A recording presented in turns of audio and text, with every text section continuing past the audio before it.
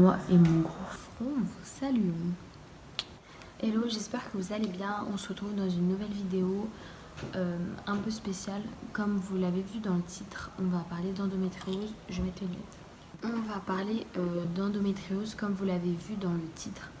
Alors si je vous en parle, évidemment c'est pas anodin. C'est parce que j'ai moi-même appris que j'étais atteinte de cette maladie il y a environ un mois maintenant. Même si vous comprendrez après, mais au fond de moi je le savais depuis plusieurs années. Mais j'ai été enfin diagnostiquée il y a un mois par une spécialiste. Donc voilà, c'était pour vous expliquer un petit peu mon expérience, mon histoire, comment je l'ai su, ce qui s'est passé, etc., etc., etc. Je vais essayer de pas trop me disperser parce que j'ai plein de trucs à dire. En même temps, je veux pas trop m'étaler, je veux pas vous faire flipper. Et c'est assez bizarre de parler de ça avec vous parce que c'est un petit peu rentré dans mon intimité aussi. Mais moi-même, on m'a aidé à comprendre ce que j'avais. Et si ça peut en aider plus d'une, je le fais avec grand plaisir. Alors déjà pour commencer, l'endométriose, c'est quoi?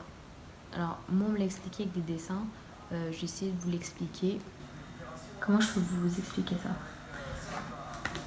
Je sais c'est chelou mais je vais vous expliquer comme ça. En gros, ça c'est votre utérus. Je vais mettre là, ça c'est votre utérus.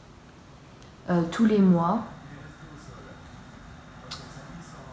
il y a des tissus qui poussent sur les côtés de votre utérus comme ça, qui est fait en fait pour accueillir un bébé en cas de grossesse. Et si il n'y a pas de grossesse, et ben ces tissus-là, ils se dégradent et ils coulent, ce qu'on appelle les règles.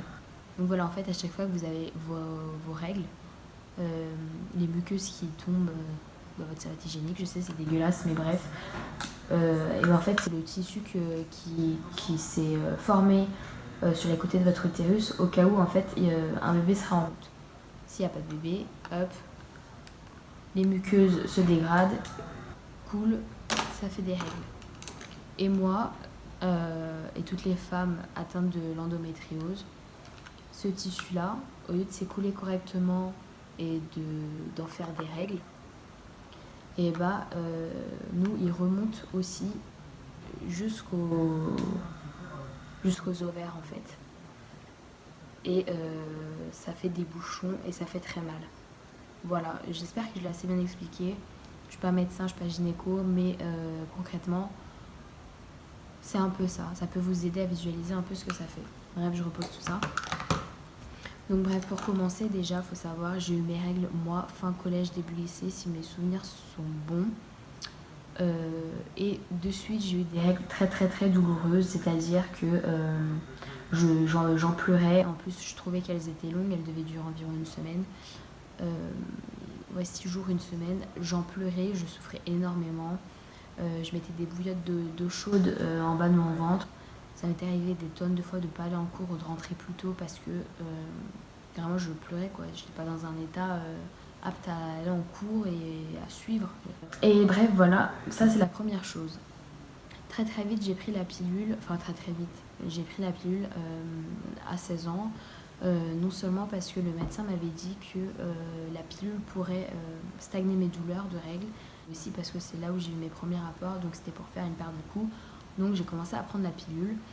Alors elle n'a pas du tout agi sur mes douleurs de règles, mais quand je vous dis elle n'a pas agi, vraiment pas en fait. Donc j'ai changé 1, 2, 3 fois. Ça n'a jamais rien changé, mais j'ai abandonné parce que ça me saoulait en fait. Prendre une nouvelle pilule, il faut qu'elle se réadapte à ton corps, du coup tu as des règles irrégulières, ça me saoulait. Donc j'ai abandonné l'idée et j'ai laissé passer 2 ans comme ça, où j'avais des douleurs très douloureuses et je savais que j'allais souffrir à cette période-là. Mais j'avais commencé à m'habituer aux douleurs, c'est-à-dire que je savais comment les dompter avant, je savais quel traitement prendre avant, pendant. Je sais pas comment vous dire, c'est bête, mais j'avais appris à les gérer en fait. Même si c'est pas humain d'avoir des douleurs comme ça tous les mois. Mon corps avait appris à les gérer et je commençais à avoir les bons gestes pour diminuer les douleurs en tout cas. Et puis en 2017, j'en pouvais plus. Mon corps en pouvait plus, j'en pouvais plus, ma mère comprenait pas. J'ai, comme toutes les filles, eu les rendez-vous gynéco, blablabla, blabla. Je lui en ai parlé, je lui ai dit, écoutez, depuis que j'ai mes règles, je souffre énormément pendant les règles, j'en pleure, je suis allongée, je suis couchée. Et ce qui est venu après, c'est que ces douleurs-là venaient aussi en dehors des règles et pendant les rapports. Voilà, elles s'étaient un petit peu... voilà, elles avaient pris un peu leur aise, les douleurs. Elles s'étaient dit, tiens, si on venait aussi quand elle a passé règles et pendant les rapports. Donc c'est ce qui s'est passé. Donc elle m'avait donné une ordonnance à faire avec des examens. Et elle avait marqué sous l'ordonnance, je me rappellerai toujours, mais j'ai toujours l'ordonnance d'ailleurs, suspicion endométriose. Donc moi sur le coup, suspicion quoi, il n'y a rien de réel pour l'instant. Et j'ai jamais fait ces examens. Alors très honnêtement, pour vous expliquer, les raisons pour lesquelles aussi je pense que c'était difficile de me diagnostiquer, c'est que j'ai pas coopéré, dans le sens où je n'ai jamais poursuivi les examens qu'on me prescrivait parce que je suis quelqu'un qui a très très peur d'apprendre qu'elle est malade. Et je vous parle pas simplement d'une maladie genre la grippe, une vraie maladie, savoir que je peux mourir. Voilà, j'ai toujours dit je préfère être malade, ne pas le savoir et vivre avec, que de l'apprendre et de me voir me dégrader après avoir su que j'étais malade. Parce qu'en général, ça se passe comme ça. Les personnes qui apprennent qu'elles sont malades se dégradent très très vite après l'annonce de la maladie. Donc moi, il était hors de question que j'apprenne d'une façon ou d'une autre que j'étais malade. Donc j'ai pas fait les examens qu'elle m'a prescrits. Je les ai jamais faits. J'ai laissé le temps passer. Pareil, tu peux me faire une ordonnance pour des médicaments. Je vais aller chercher les médicaments et je vais jamais les prendre. Je déteste prendre les médicaments, je sais pas pourquoi. Le seul médoc que je prends tous les jours, c'est ma pilule parce que j'ai pas le choix. Mais j'ai mal à la tête, tu me verras pas prendre un Doliprane, j'ai mal au ventre, tu me verras pas prendre un Spasfon ou je ne sais quoi. Le jour où tu me vois prendre un médicament, c'est que je souffre vraiment. Voilà, je suis anti-médoc. Pas pour des raisons genre c'est néfaste pour notre corps ou quoi. Rien, c'est rien à voir, c'est juste le fait de devoir prendre un truc à chaque fois que tu as un problème. C'est pas dans mes façons de faire. Voilà. Donc les seules fois où je prends un médoc, c'est soit que j'ai le nez bouché et que je sais que ça va pas partir tout seul, soit t'as la chiasse, c'est pareil, ça partira pas tout seul. Mais pour un mal de tête ou de ventre, peu importe l'endroit, je me dis ça passera. Et ça passe. Mais bon, bref, c'est pas bien de penser comme ça, je sais. Mais j'ai toujours été comme ça, c'est un réel problème. Du coup, vous savez que maintenant, j'habite plus chez mes parents, je vis avec mon copain. Et ce qui s'est passé, c'est que j'ai laissé les années passer, comme je vous dis, sans rien faire pour ne pas poursuivre les examens. Et j'ai commencé à réellement souffrir. Donc là, mon médecin m'a dit, va faire une radio pour voir ce qui se passe. Donc on m'a fait une radio pelvienne, c'est-à-dire au niveau des ovaires. Et on m'a dit que j'avais 2 fibromes. Donc 2 fibromes, c'est deux boules en fait. J'en ai un de chaque côté des ovaires. Et ils sont pas énormes. C'est pas... tu peux les laisser en place sans te faire opérer tant que t'en souffres pas des masses ou tant que la taille reste petite. Voilà, c'est pas dramatique quoi en soi. Ça arrive à plein de femmes, c'est pas quelque chose qui est grave en soi. Donc ok, j'ai 2 fibromes, bon bah je les ai laissés, au moins je sais que j'ai 2 fibromes, voilà. Bref, les années passent, enfin le temps passe, les mois passent. Et là je me sens très très très fatiguée, à un tel point que je dors 12 heures par jour au calme. Je dors 12 heures la nuit, je fais une sieste de 3 heures l'après-midi, voilà, je vis plus correctement. Je vois un peu ma vie défiler, je suis avec toute la volonté du monde, mon corps me lâche, me dit dors. Je sais pas comment vous dire, mais une vraie grand-mère quoi. À 20h30, je m'endormais, je pouvais même plus sortir, pas parce que je voulais pas. J'avais très envie de sortir, mais mon corps il suivait pas en fait. Et je me sentais tellement affaiblie.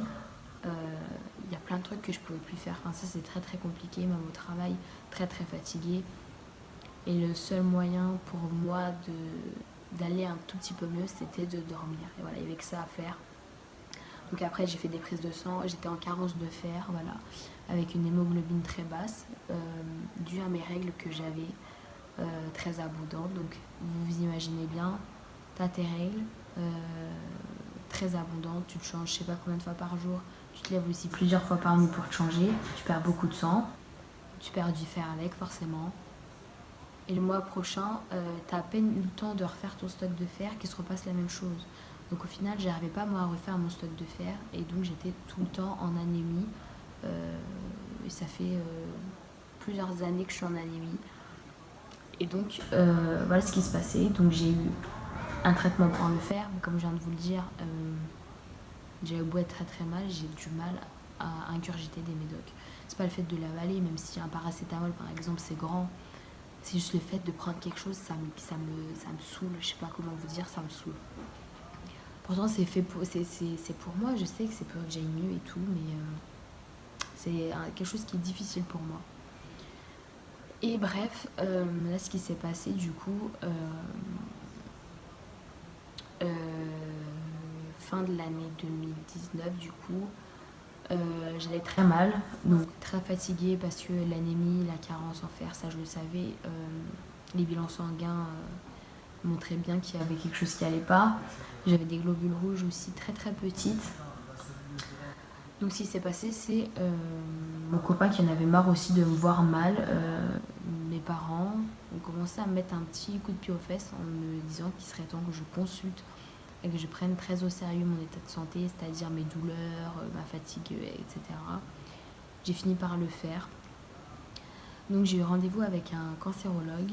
Donc oui, pourquoi un cancérologue? Bah, c'est un spécialiste aussi et qui connaissait un petit peu, vu que moi j'étais en anémie, il pouvait un petit peu me guider par rapport à ça. C'était la première chose.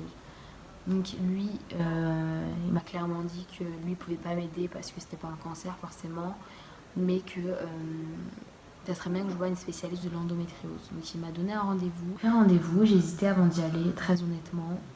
Ça me stressait énormément de savoir que c'était possible que je sois malade, ou alors qu'au contraire la spécialiste me dit écoute c'est pas du tout l'endométriose, c'est pire, un cancer, ou vraiment je suis quelqu'un qui est très phobique de ça et je voulais absolument pas le savoir. Mais on m'a accompagnée, ça m'a beaucoup aidée, j'y suis allée. Quelques jours avant, j'ai vu une story d'une fille du lycée que je connaissais qui avait fait des stories où elle parlait de ça. Alors je sais pas si c'est un signe ou pas, mais elle parlait de ça, elle disait qu'elle venait d'être diagnostiquée, quoi. Elle expliquait un peu son expérience. Et elle avait l'air tellement soulagée en fait de savoir enfin ce qu'elle avait. Je me suis dit,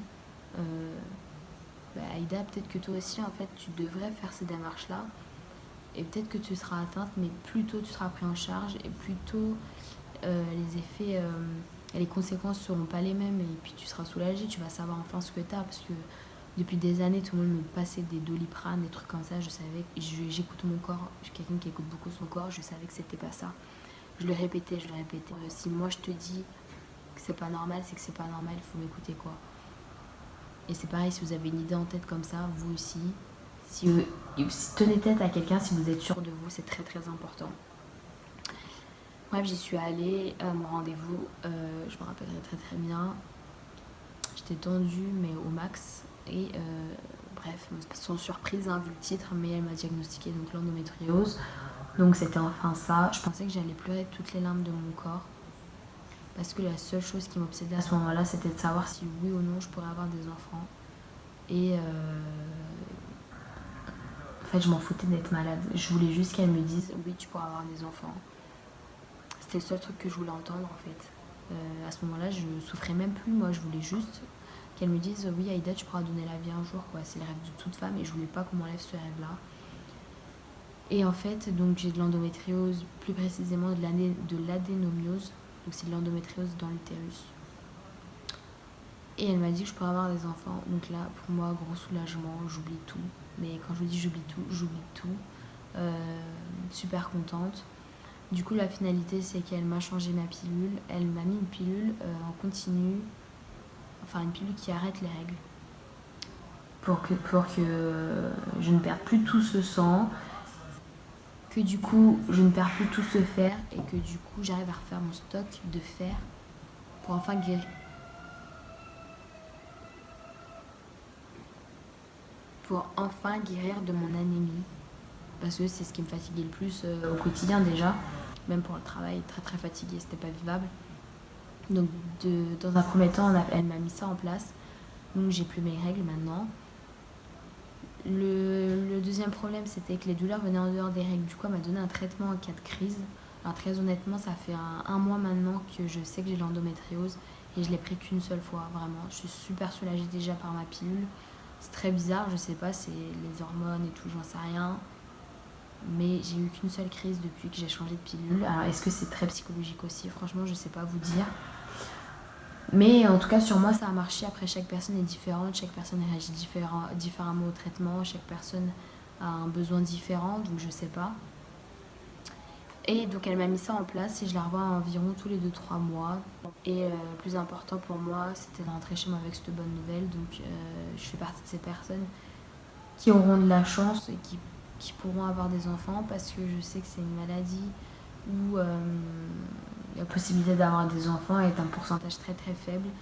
Je crois que ça doit être 20 ou 30% des personnes qui peuvent avoir des enfants, quelque chose comme ça. Et je suis vraiment très très contente, très reconnaissante de savoir que j'aurai cette chance-là.